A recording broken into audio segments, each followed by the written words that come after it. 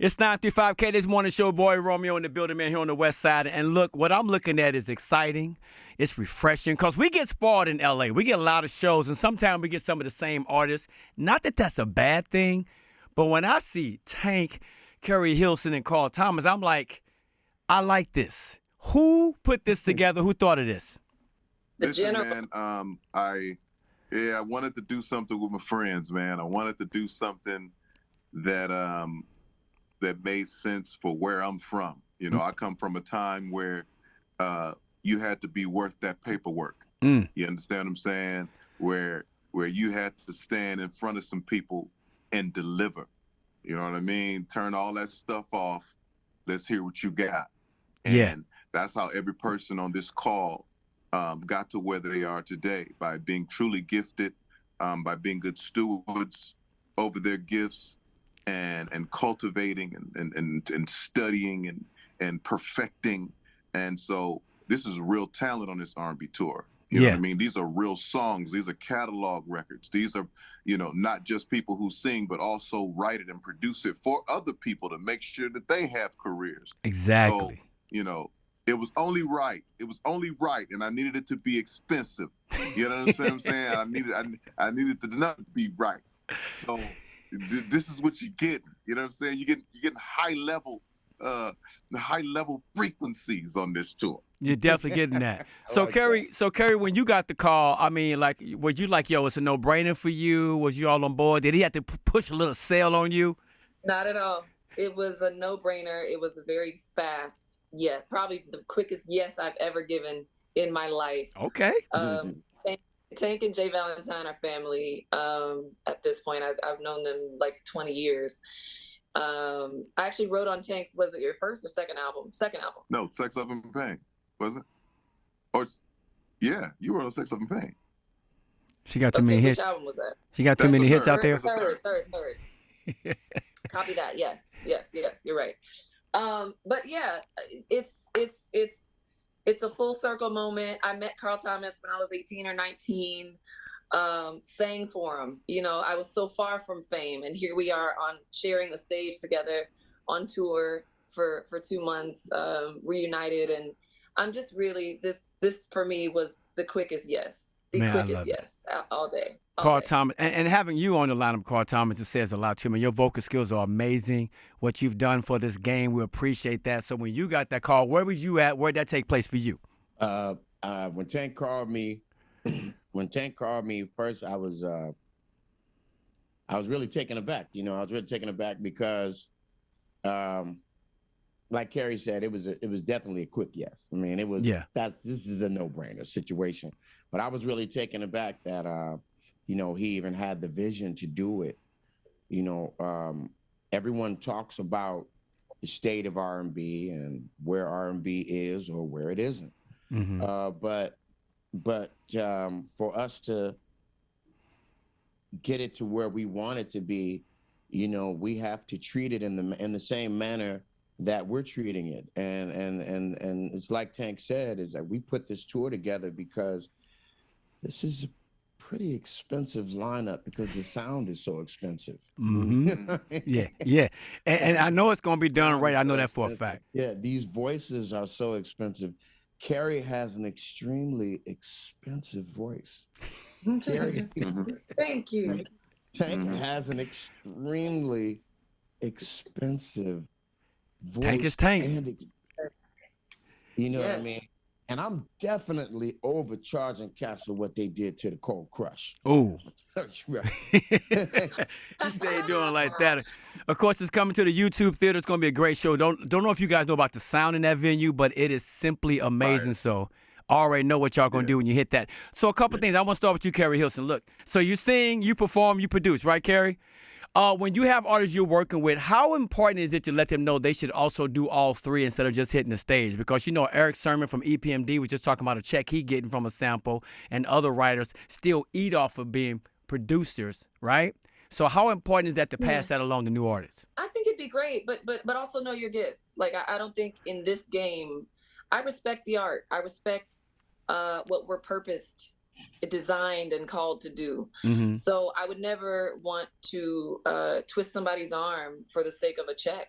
Yeah. You know what I mean? That's not what this is about. We have to maintain the purity of this game and the integrity of our gifts. And though, yes, you know, being faceted, multifaceted is it's a great thing. Right. And yes, you should develop as many talents. Being, you know, versatile is always going to be, you know, an amazing thing. And you can always pivot on other talents. Yeah. But also remain true to yourself. Like follow, you know, be authentic. You know, don't look at anyone else's path. In this game, you really have to have your blinders on. Don't look at anyone else's path. Yeah. And do what is true for you, because there's something special. There's something special. There's a pot of gold for you that only you can see, that only you can grab when you are following your own, forging your own path. So, yeah, like I said, it's been a blessing. I'm sure Tank can attest to that fact. Carl can attest to that fact as well. But I want people to be themselves again. I want people to follow their truest path, you know, and taking with them their truest selves. Okay, that's what we need right now. I appreciate your honesty on that for sure. And of course, Tank, let's talk about the R&B money, man. What you doing with that podcast? First of all, I watch it a lot, and one of my favorite writers, producers, and singers is Babyface. When you had that sit down, dude, like, is there some people you sit down with, whether it's Jamie Foxx, Babyface, or whoever, where you have a moment like, yo, I'm chopping it up with my mans right now. Like, we're really having this conversation. Congratulations on that too, by the way. Thank you, brother. All the time. It's not like, you know, I haven't gotten used to it. You know what I mean? Because, you know, I do what I do, but a lot of people that we bring on the show, I do what I do because of them. Yeah. And I get the opportunity to tell them thank you, you know what I mean? And to give them their flowers. And a lot of times to hear things about them that I didn't know, you know what I mean? A lot of it is discovery for me as well. And so I'm just excited about giving R&B a platform to discuss a very nuanced conversation. You know what I mean? Like, like we just don't have that space, and a safe space at that. Yeah. Like I don't like what's going on with you and your baby mama ain't got nothing to do with me. You know what I mean? Let's talk about this music. Let's talk about how you've been able to stand the test of time. Let's talk about your gifts. Let's talk about your grandmama who nurtured the gift from you know, from a baby. Like, let's talk about the things that are important to the craft and to the art, and then let's celebrate you. And so we're taking the road less traveled, but we don't mind taking the stairs, man. We want to protect the integrity of our genre, man, and that's what we've been called to do, and that's what we're gonna do. Yeah, man, that's for sure. Carl Thomas, of course, moved from the Midwest to the East Coast. And look, and you were discovered, they say, by Diddy. And we don't have to even have that conversation, but let's just talk about that moment once you got into the game, right? And then you start putting the songs out. What was that for you? Because you took a chance. You stepped out on faith, right? A lot of people really don't know this, but my tenure really started out as a background singer. And I was actually with a group before I was a solo artist. I was with a group called The Formula on Epic Records. Oh, wow. Okay. And on Epic Records. And, you know, it was a situation. I was kind of pushed into being a solo artist. We definitely, at the time, Hank Caldwell, the guy that signed us, he left the label to go be the president of Death Row Records at the time. Okay. So, you know, that the situation got extremely political. We got dropped, received the pink slip. We are no longer in need of your services. Thanks be to God, they let us keep the advance. You know. Amen. Pay them bills. They let us keep the advance. And I kind of decided at that time what made me an artist. Did a record deal make me an artist, or did that microphone make me an artist? And I just decided that that microphone is what made me an artist. And I hit the road, you know, just doing what it is that I do. And it was a real simple situation. Big was picked to open up on a very big tour at the time, which was the R. Kelly 12-play tour. Yeah. And everybody in the neighborhood was really excited, you know, about him, you know, being picked to be the opening act for that tour. And when he got off a tour, he wanted to celebrate. And the place where he came to celebrate would just happen to be the place that I hold court on Sunday nights in New York, you know.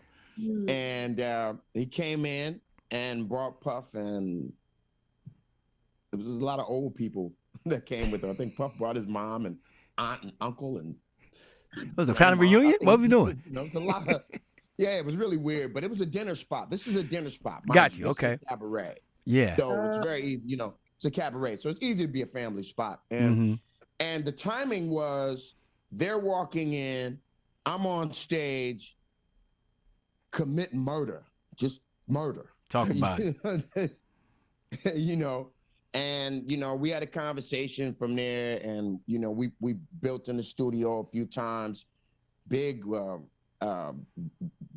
finishing up at the time. I think he was finishing up Life After Death. And I was able to be a part of that project, and me being able to be a part of the Life After Death project, you know, just really catapulted a lot of things for me. Yeah. You know, and it kind of, you know, it spawned a situation that led me to the R&B Money Tour. Come on! Hey. Going down the YouTube Theater on June 20th. Yes. It's going to be a great situation. You know what? This is such a great moment. Like, look, hip-hop got beef right now. We need R&B beef. Like, who could start the R&B beef for us right now? No, we need R&B love. We need love. We need the love. It's too much love on the set right now. We need some beef. That's what we need. It's enough beef. Yeah, I think I could think of some artists I would like to see beefing. Oh, please name it. Let's get it started right now. Who? Because they're not that good anyway, and maybe they would beef so much where they would take each other out of here. Now I really want to know who. I don't know. Oh. Anyway. All right, man. Look, I want to thank you guys for checking in. Yo, next time y'all in LA, come hang out. Make sure y'all check out the R&B Money Tour going down YouTube Theater. I appreciate y'all time, though.